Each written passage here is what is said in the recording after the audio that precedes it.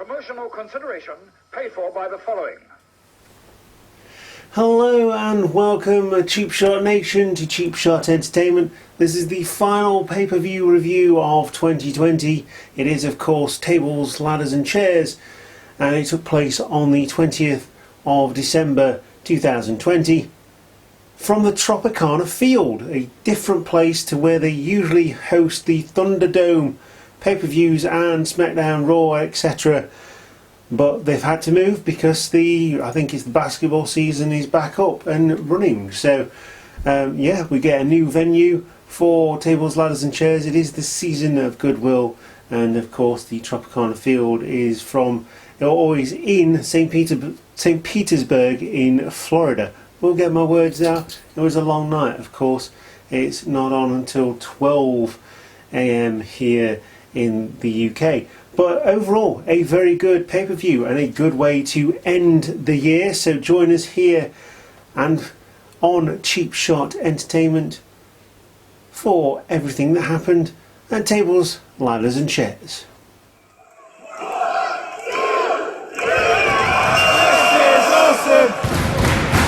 This is awesome! So we start off on the kickoff show. Of course, R-Truth does appear during the kickoff show panel.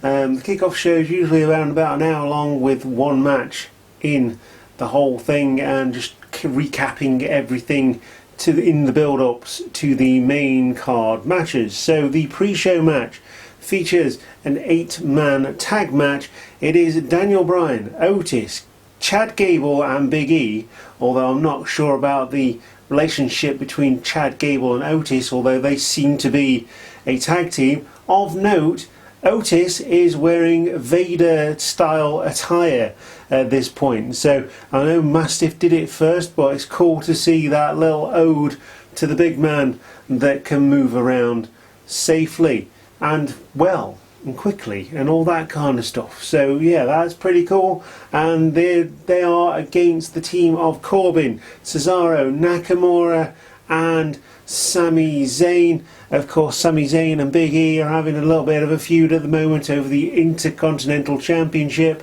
with the Sammy Awards being presented on Thursday night or Friday night on SmackDown. I don't even know which night it's on anymore.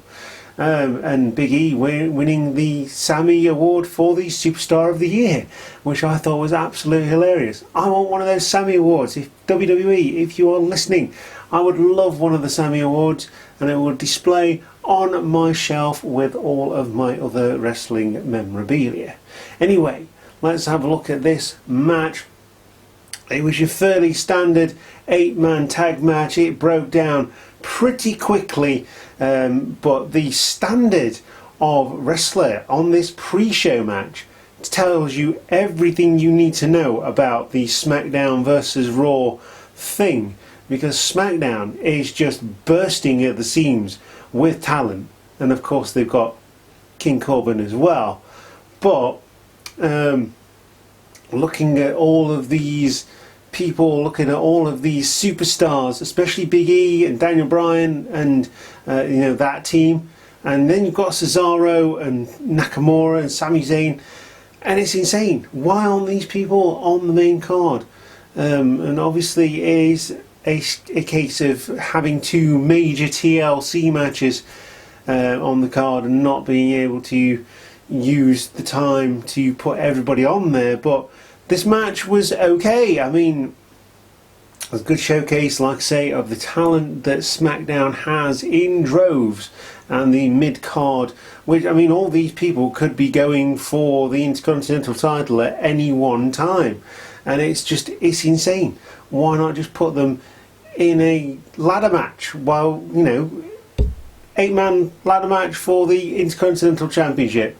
Boom, there you go. Like a Money in the Bank sort of thing, like they did at WrestleMania a couple of years ago, and Daniel Bryan won it and then got injured and had to give it up. But this match would end with a big ending on Sami Zayn, furthering their feud and it was an absolute whirlwind match. Like I say, the match broke down really, really quickly. Each man got a finisher in. Sami Zayn was doing his shtick, where he, lays outside the ring for a little while, waits for his opportunity, then tries to win the match by ill-gotten means. But of course, Big E would counteract that, and he would pick up the victory for his team. So your winners in this match are Daniel Bryan, Otis, Chad Gable and Big E. And I'm going to give this match a 2.5 cheap shots out of 5. Like I say, it was a decent opening match for the show. Someone's got to start somewhere, even though it's on the kickoff show. It doesn't matter. They're still getting paid. They're still getting their pay-per-view check. And yeah, it was a good one. This very middle of the road, because it broke down too quickly for me. Plus, I've never been a massive fan of 8-man tag matches, because there's so many bodies around the ring and it's difficult to see things. WWE do a very good job of managing that, because they have a history of doing the big multi-man team matches. And yeah, it's very middle of the road, this one. We go on to the main card now, and starting with the WWE Championship match. It is a TLC match, one of 2 TLC matches on the card. It is, of course, Drew McIntyre versus AJ Styles with Osmosis. Now, I've dubbed him Osmosis because he doesn't seem to be able to get in the ring until the pressure in the ring has become less than the pressure outside the ring. So he osmosizes into the ring. I'm going to call him Osmosis, and he accompanies AJ Styles to the ring, of course, and Osmosis is very much taller than the ring itself, which is insane. But I mean, this one was a hard-hitting match. It was brutal, man. Good on Osmosis. He didn't ever get involved with the match until something happened, which I'm still not quite sure of. I'm not even sure why they would even do this. It just makes this particular superstar look absolutely stupid, and yeah, it just puts a damper on Drew McIntyre's title run, although he did dominate and he did win eventually. The Miz, of course, Mr. Money in the Bank, cashes in his Money in the Bank contract to turn this match into a triple threat match. He can cash this in at any time. He could have waited until one or the other man had won the match, beaten, bloody, battered, whatever you call it, and then cashed in and just pinned whoever it was who was the champion.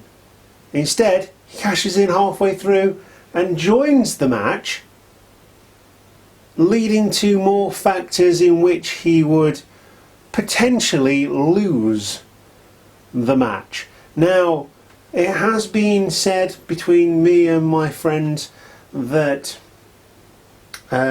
this was not the best way to use that championship, that Money in the Bank briefcase. Why did Otis even drop the Money in the Bank to Miz if that's what they were planning on doing? The one thing here that I will take away from this is that Morrison came down to the ring with the Miz, tried to hit Osmosis with a chair, but at this point his pressure inside the ring was so great that he broke the chair across his back, and he just did not flinch whatsoever. Now, I don't know whether it was a loaded chair or not, I don't know, but it was quite funny. But all this does is make the Miz look dumb, and it's not a good way to further Miz's rise back to prominence. Osmosis chases Morrison out of the ring, and that's when it becomes an even match, because Morrison and Osmosis are not there. McIntyre does eventually grab the championship after a titanic struggle at the top of the ladder, pushes both The Miz and AJ Styles off the ladder using the second ladder that was set up by The Miz. And AJ takes a massive spill to the outside. Miz eats a boot, Claymore kick, and McIntyre climbs to the top to retain the championship going into 2021, which can only be a good thing because McIntyre is awesome. He has proven that he is a very good champion and very worthy of that WWE championship, but again, not sure why he lost the championship to Randy Orton, other than giving Randy Orton the same score as Cena, I think, or 15 times or whatever it was. Yeah, there's a lot of questionable booking around the WWE Championship at the moment, but really good match. I mean, this was obviously better than the pre-show match. Like I say, I'm not a big fan of the cluster matches. I'm going to give this 4 out of 5 cheap shots, and a very, very, very good match to open the show. And there's another TLC match coming towards the end of the show as well. Of note, these are the only 2 stipulation matches apart from the Firefly Inferno match, which just turned out to be an Inferno match, which we will talk about later on. But for now, your WWE Champion is still the Scottish Psychopath, Drew McIntyre. SmackDown Women's Championship on the line next. It is Sasha Banks, the current Women's Champion, versus Carmella, a returning Carmella, with Reginald, the guy who comes down to the ring with her now. I'm guessing that's just a replacement for James Drake, but you know, oh yeah, James Drake, is it James Drake? I don't know. I've completely forgotten, the one with the chin, whatever. Anyway, yeah, Reginald now accompanies Carmella down to the ring. Of course, Corey Graves is making the announce table wobble with his huge erection for Carmella, and why not? She is absolutely gorgeous. But it is of note that Carmella is absolutely one of my favourite women's wrestlers on the roster, and it's great to actually see her back and in a championship match and proving herself to be that top level of WWE superstar for the women's division, which on SmackDown is very, very good. On Raw it's floundering because you have to put the Raw champion and the tag team champions in the same match on a Raw on the Raw side, but yeah, we'll get to that as well. This was a fantastic women's match. It was a massive showcase for Carmella, a big opportunity for her to show the people who booked the matches in the back that she can still go. She's not just a one-trick pony. She doesn't need any help from anybody. She did get a little bit of help from Reginald, but Reginald was soon taken out by Sasha Banks and was rolling around on the floor in his very, very short trousers. But yeah, I was really impressed with Carmella. Sasha Banks really pulling it out on this one as well, and these two seem to be really good opponents for each other. If it's not going to be Bayley, then it might as well be Carmella. You see, I can do all the things. I'm very tired. Ignore that. Anyway, yeah, really, really good match. Great women's match, great showcase. Sasha Banks would win with a bank statement, making Carmella tap out. And it's very, very rare that a straight wrestling match gets any more than sort of 3.5 out of 5 for this one. And it's extremely rare that that would be a women's match. But this one was really fun, really enjoyed it. Probably one of my favourite, if not my favourite match of 2020 involving the women's division. And Sasha Banks, like I say, would win with the bank statement. Carmella, great showing. I want to give this one 4 cheap shots out of 5 for that exact reason. Reginald didn't interject himself too much into the match, which is great. And Carmella really showed what she could do and what she could bring to the women's division, and it's great to see Carmella back in the fray. So we get the Raw Tag Team Championships next. It is the Hurt Business with MVP. That is the team of Shelton Benjamin and completely forgotten the other guy's name. Raw Tag Team Championships up for grabs. Next it is the Hurt Business, which is Cedric Alexander and Shelton Benjamin along with MVP going against the New Day, which is the team of Kofi Kingston and Xavier Woods. Of course, Big E is currently on SmackDown in a singles feud with Sami Zayn. Of note, they're all still wearing the same New Day garb. I think it's about time. If they're going to split them up, they might as well just give... I mean, Big E's got a new song, which is great, but it's about time they need to start doing different attire for him as well.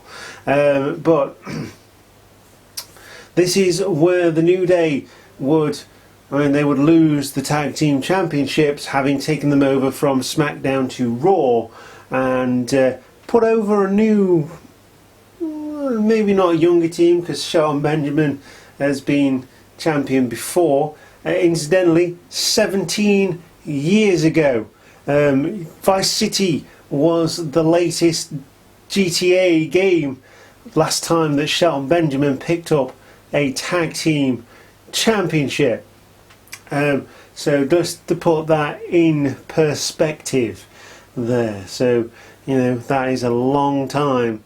17, 18 years worth of waiting for Shelton Benjamin, and was it worth it? Yes, they've picked up the Raw Tag Team Championships, but it would be a bit of dissension in the Hurt Business here, with a blind tag from Cedric Alexander on Shelton Benjamin, who was going for the win, and he would hit a lumbar check on Kofi for the win. Let's not forget that Kofi was once, and what seems like a lifetime ago now, the WWE Champion in one of the best feel-good moments in WWE at WrestleMania.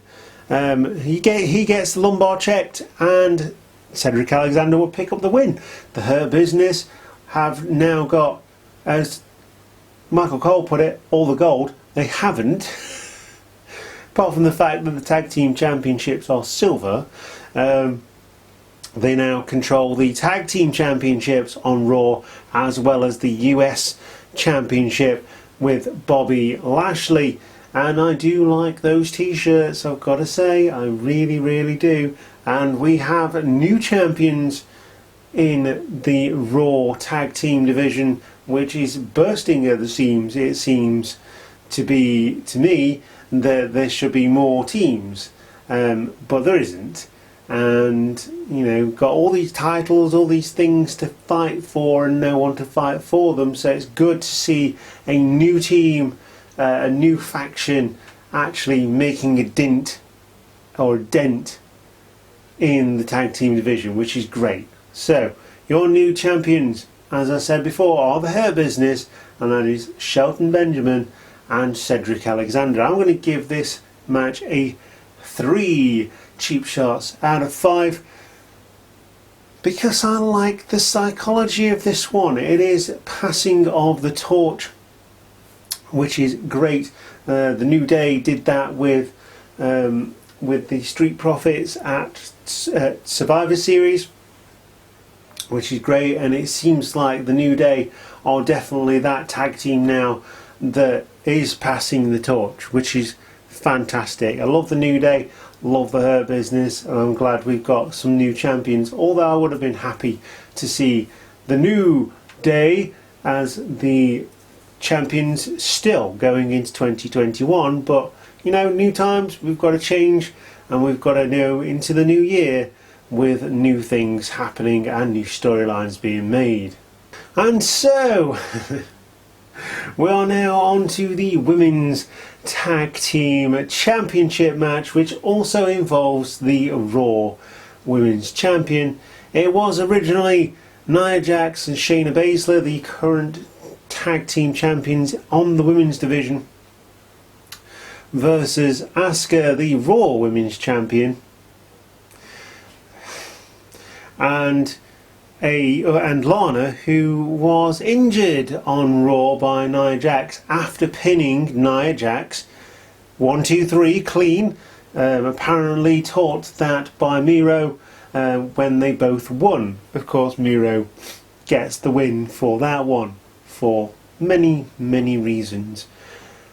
So, with Lana out, that would mean that Asuka would have to find a tag team partner, but who would it be? Who knows? It is, in fact, the Queen, Charlotte. She's come back from her numerous boob jobs and having her face reconstructed, because she does look a lot different now. She looks a lot more like Cher when she smiles. That's not a good thing, because eventually that will sag and it's just plastic. And yeah, I don't know what the obsession is with her of doing that, but that's what she's done. Of course, as soon as Charlotte made her entrance, I knew who was going to win this one, and it was going to be Asuka and Charlotte. Incidentally, on my prediction league, I predicted that Lana was going to be the mystery tag team partner, because I don't get to watch Raw and SmackDown, and obviously I lost a point for that, but I did predict that Asuka would win the championships along with their mystery partner, which is Charlotte. So obviously at some point Asuka's going to go against Charlotte, Charlotte's going to win the championship, and we're going to be doing a repeat of the storyline that was on SmackDown for so long, which had a much better payoff. Of course, Charlotte beat Asuka at WrestleMania to win the championship, and oh no, she didn't. She beat Asuka to retain the championship at WrestleMania, when many people thought that Asuka was going to finally pick up that big win on the main roster. And there's a lot of history between these two, so I'm interested to see where it goes. It's just not going to be as good as Sasha Banks and Bayley, and obviously Nia Jax now and Baszler. Where do they go? Baszler should be in the championship picture. There's no doubt in my mind that that should happen. Not sure about Nia Jax, jury's out on that one, but Baszler definitely should be there or thereabouts, or even champion at this point, because she's so good. She is so good. She's got the ring psychology down, she's got the moveset down, she's got the badassery down.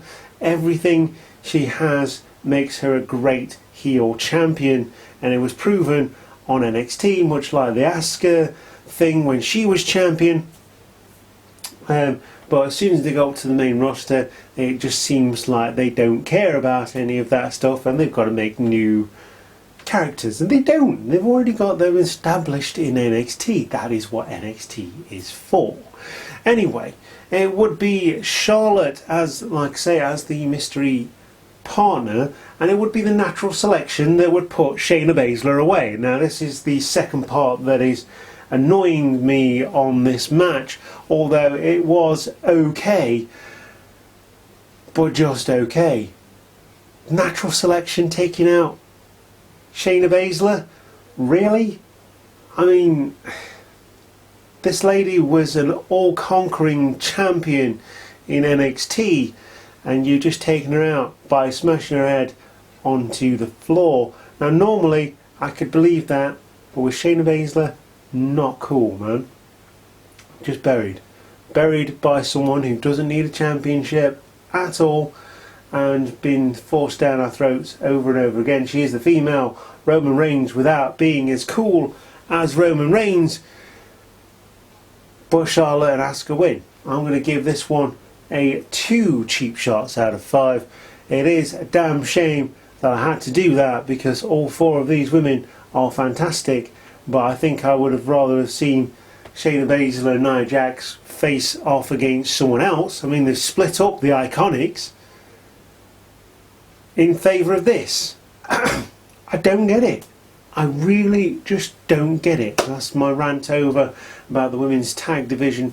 Also, it seems like they are exclusive to Raw at the moment. I thought the idea of the women's tag team championships was that they could be defended on Raw, SmackDown or NXT, and it doesn't seem like that's a thing anymore, but it definitely should be, because there isn't enough women on the women's roster in Raw to make that a Raw only title. But we move on. we have new champions.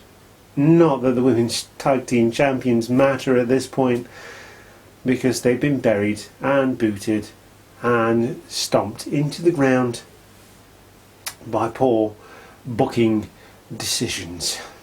Universal Championship is up for grabs next, and it is another tables, ladders and chairs match to determine who walks away with that championship. Of course, the Universal Championship now is on SmackDown, and your current champion is Roman Reigns, and he is going against Kevin Owens.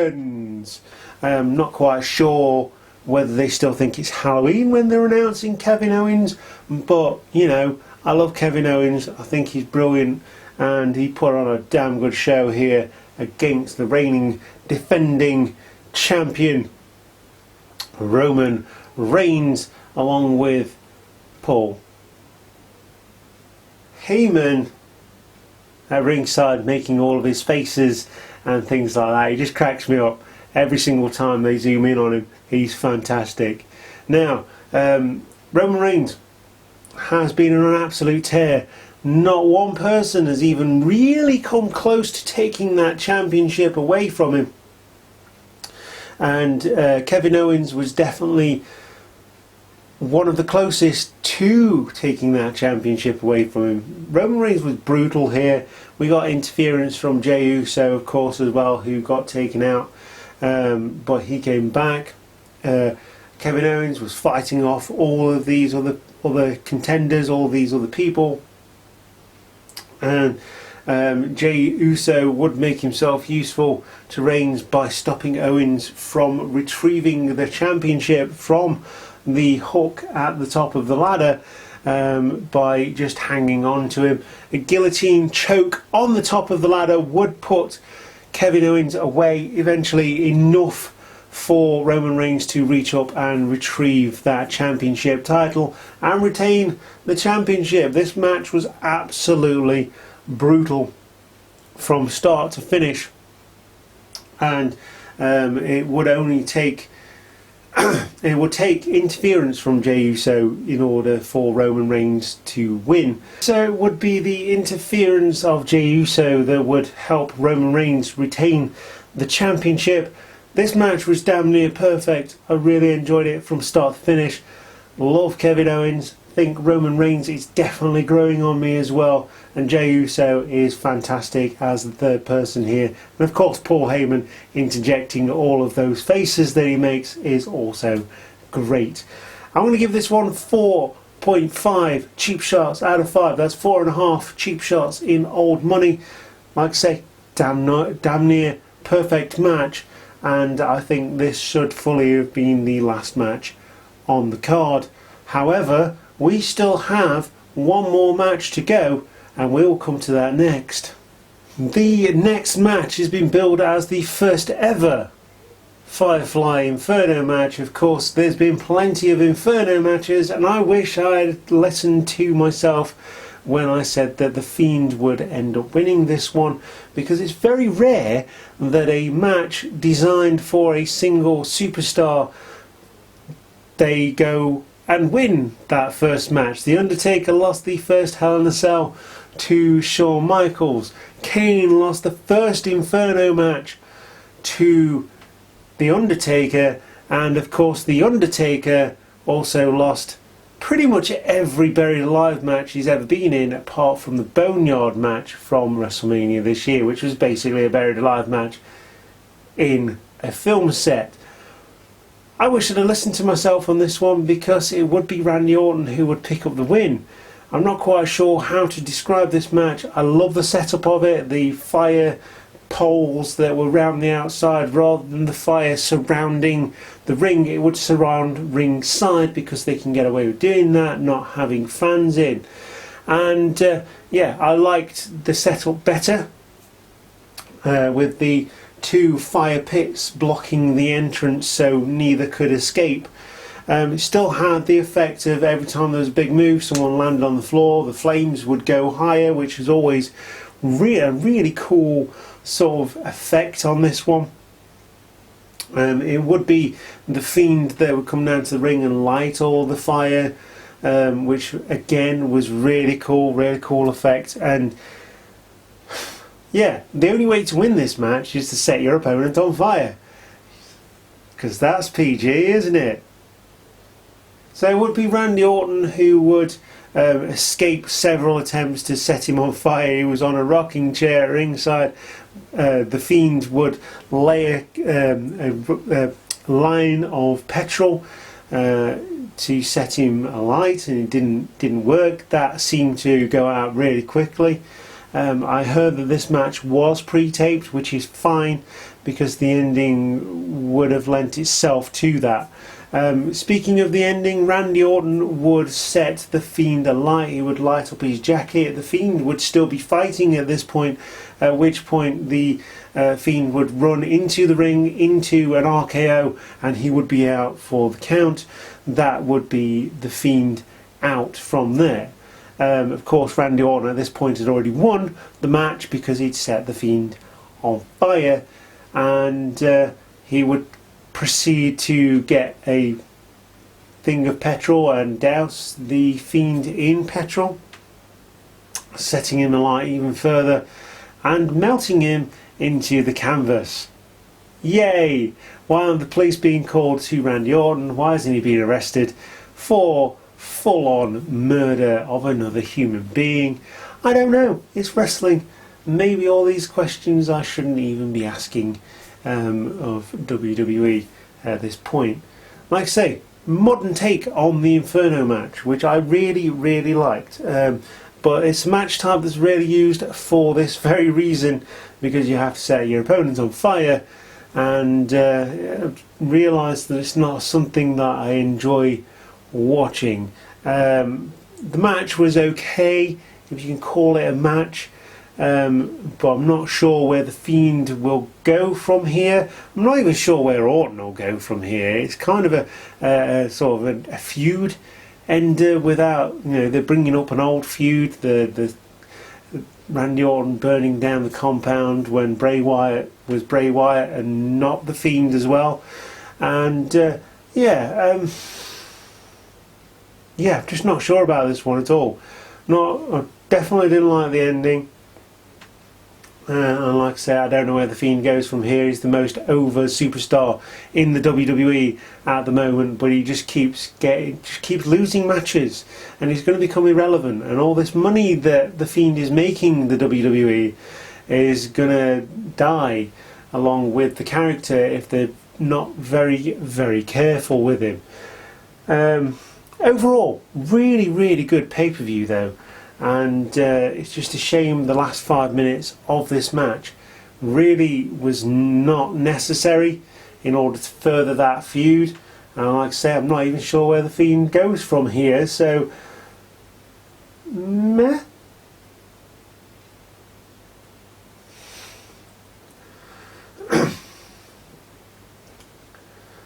And so that brings us to the end of 2020 in terms of WWE pay-per-views. This has been Tables, Ladders and Chairs. Was on the 20th of December 2020. It was from the Tropicana Center in St. Petersburg, Florida. And it was overall a really good pay-per-view. The last match I wasn't a fan of, but then I'm not a fan of Inferno matches, and I don't think the ending furthered any development of the two characters or even just Raw as a general. But also, there were some really good matches in there. The two TLC matches were fantastic, really good. The women's match, the SmackDown women's match, was brilliant.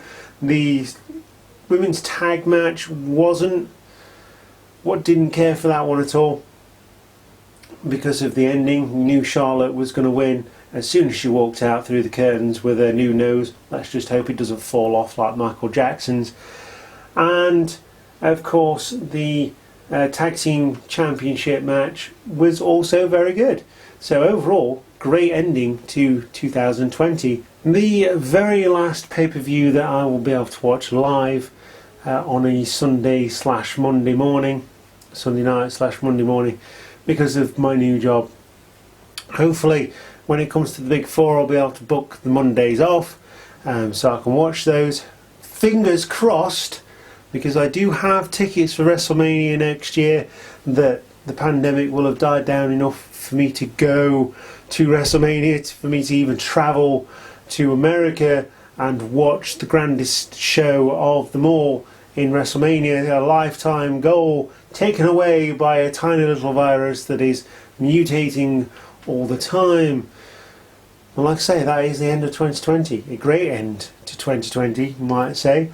And yeah, I've been really impressed with this year, all through the year. I've not been disappointed with any pay-per-views, really. There's always been elements that have been great, there's always been elements that are not so. But overall, 2020 has been fantastic. I'm hoping to do an episode of Talk is Cheap, reviewing and going through all of the things that happened in 2020. I'm going to have to start making some notes for that. But until then, have a Merry Christmas, take care of yourselves, have a very safe New Year, follow your country's guidelines, and most importantly, keep it low right here on Cheap Shot Entertainment. You are the Cheap Shot Nation, and I will see you in 2021. Goodbye.